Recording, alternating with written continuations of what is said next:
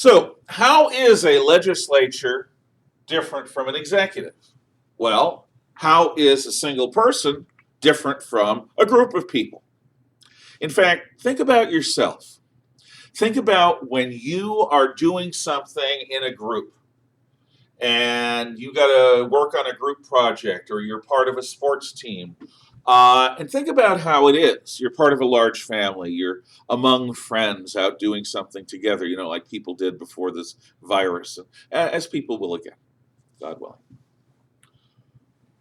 What about when you are the boss? When you are babysitting your younger relatives, or when you're the captain of a sports team, or when you personally are given a job to do that you don't share with anyone. It's just your work. I'll bet that you, like me, are very different when we're part of a group as opposed to when we are a leader or an individual. An executive is an individual who is given the job to preserve, protect, and defend the Constitution of the United States. The president is there to enforce the laws and lead the country in peacetime and in war. The president is, like Harry Truman once said, a person who wisely will say, the buck stops here.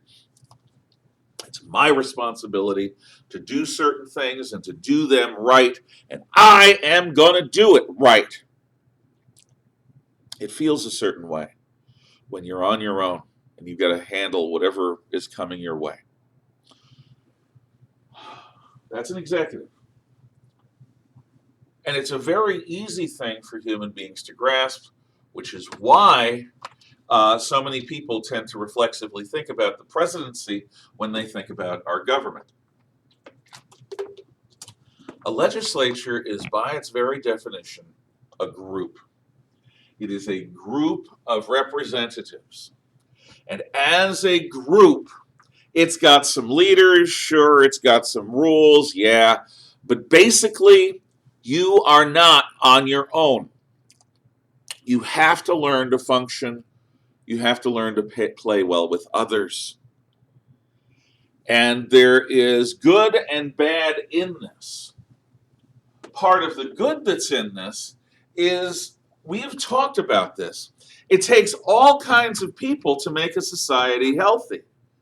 I'm a conservative who loves liberals because I believe that we need both people who want to preserve that which is good and tried and true in our society and be proud of it, while at the same time having people whose basic nature says, you know what, we're not as good as we can be, we're not as good as we should be, we've got to reform and change. If you don't have both kinds of people, society ends up going out of balance. It either becomes blind to its own weaknesses or it becomes incapable of being satisfied with anything. A hyper-liberal society is incapable of being satisfied with anything. A hyper-conservative society becomes static, undynamic, and blind to its own weaknesses. Both of them are weak ways of going about things. A legislature being composed of street guys from the Bronx and ranchers from Wyoming and all sorts of people in between, some of whom have a military background, some of whom are career politicians, some of whom are small businessmen, some of whom are millionaires who grew up rich, some of whom are senior executives for large corporations.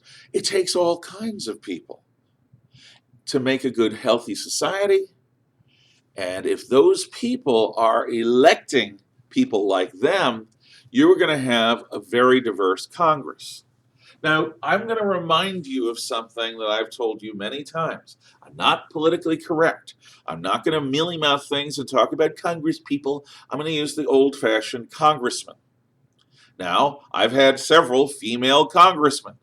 It is a generic term, like mankind. Mankind does not just mean fellows. It means human beings. It's an old-fashioned way of talking, which I use.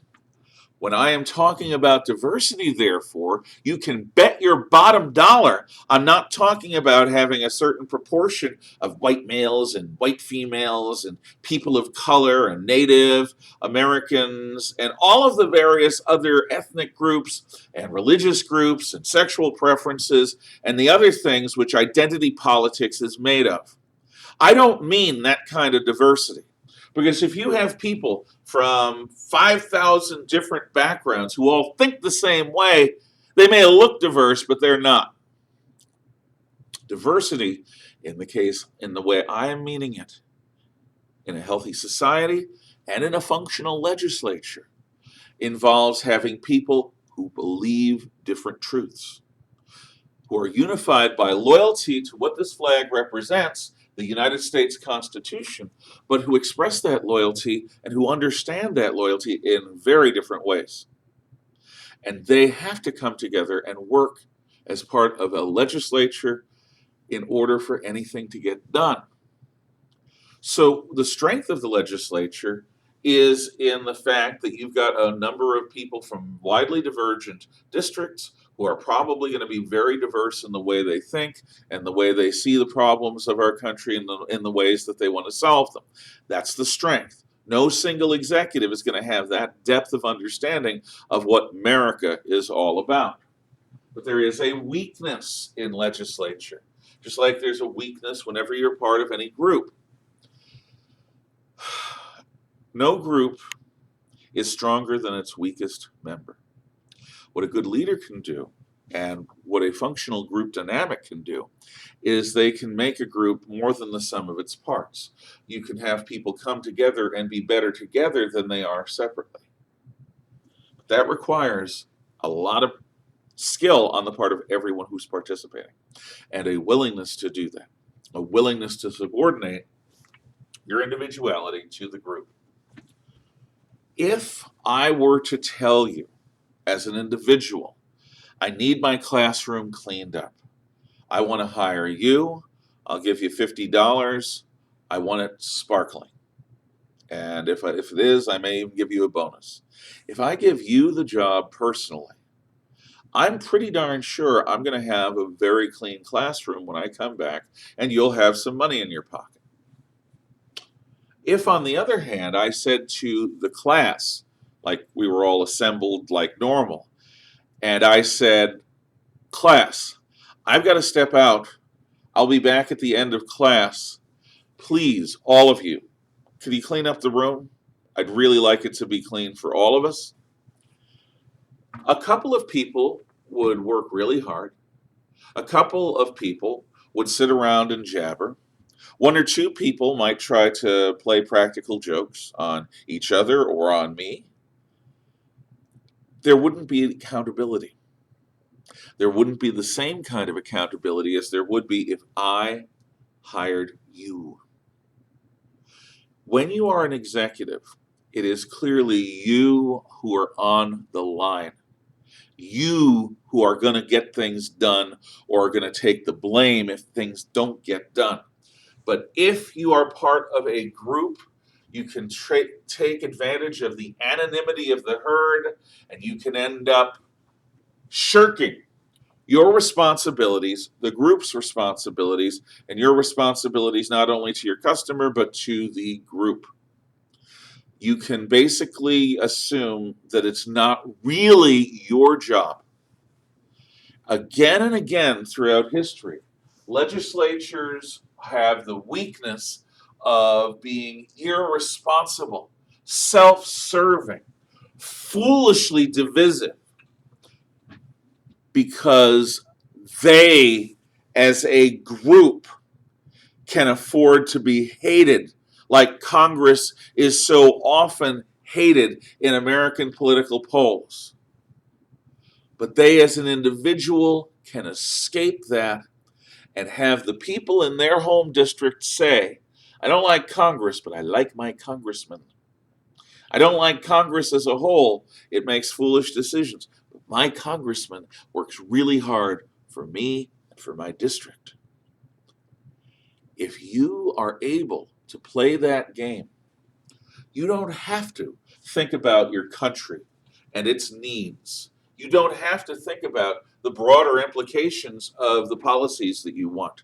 You can be selfish and narrow-minded and fractious and unproductive in all sorts of ways, carrying on cranky. But because you're not an individual being held responsible, because you can blame the dysfunction on the group, because you can hide your responsibility and culpability in the broader responsibility and culpability of the group, there's a downside. You are not going to be as good. You're not going to be your best self in the same way you would likely be if you had personal accountability, the way an executive does, the way you would if I hired you to clean the class personally. And this is a congenital weakness of legislatures. They have the diversity of the country and the society, but they have the anonymity of the herd, which allows them to shirk their individual responsibilities. And instead of being the sum, more than the sum of their parts, they can actually, you can take a bunch of talented people, throw them into Congress, and have them become idiots. It's like going to college to forget things, going to college to learn to be stupid, which some people do, oddly enough.